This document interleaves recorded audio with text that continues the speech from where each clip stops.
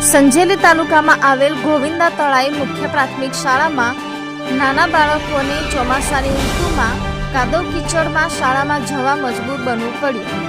પ્રાપ્ત માહિતી અનુસાર દાહોદ જિલ્લાના સંજેલી તાલુકામાં આવેલ મુખ્ય ગોવિંદા પ્રાથમિક શાળામાં ચોમાસાની ઋતુમાં બાળકોને શાળામાં ભણવા જવું પડતું હોય છે। તે સમયે કાદવ કીચડ અને ખરાબ રસ્તા પરથી પસાર થવું પડતું હોય છે, જેને પગલે બાળકો સ્કૂલ જવા મજબૂર બન્યા છે। મીડિયા મુલાકાત દરમિયાન વાલીઓએ જણાવ્યું હતું કે શાળામાં બાળકોને ભણતર માટે અલગ અલગ સ્થળો પરથી આવતા હોય છે અને વરસાદી પાણીના કારણે કાદવ કીચડ ખાબોચિયા પાણી ભરાવાનો બાળકોને શાળામાં આવવા જવા માટે ભારે મુશ્કેલીનો સામનો કરવો પડે છે।